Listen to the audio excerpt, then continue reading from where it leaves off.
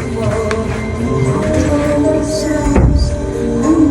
themselves and pray.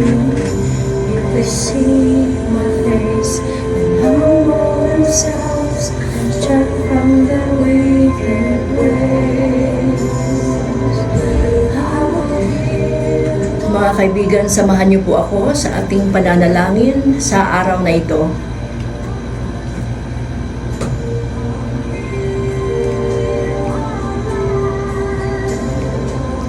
Father God, we pray, Father God, today.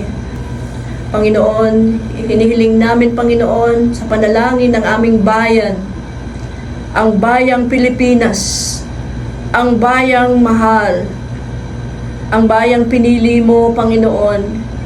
Lord, tinataas namin sa iyo ang bayang Pilipinas. Pakinggan mo, Panginoon, ang aming mga karaingan para sa kapayapaan ng aming bayan. Lord, we pray, you bless the Philippines, Lord God. Ilayo mo, Panginoon, sa anumang pagkawasak-wasak at anumang mga kaguluhan. Panginoon, balutin mo po ng iyong proteksyon ang bayang ito mula doon sa Batanes hanggang Hulo. Panginoon, ang Pilipinas ay patuloy na maging isang matuwid na bansa. Patawarin mo, Panginoon, ang bayang Pilipinas, Panginoon, sa anumang mga kasalanan, O Lord.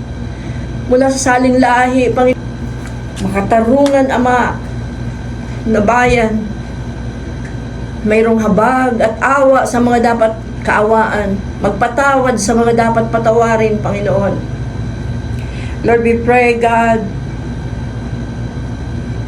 sa lahat, Panginoon, ng nasa judicial branch of the government, na ikaw, Panginoon, ang mag-guide, ikaw po, Panginoon, ang manguna sa kanila, ng aming mga namumuno. Let there be mercy, let there be, oh God, patuloy, Panginoon, na habag sa mga dapat kahabangan, Panginoon, at hindi po bansa na wasak, hindi bansa na ang goal ay vengeance. Hindi po maging vindictive, Panginoon, kundi, Panginoon, let righteousness, magpapatawad, Panginoon, ang siyang mag-reign sa aming bayan. At pagkakaisa, Panginoon,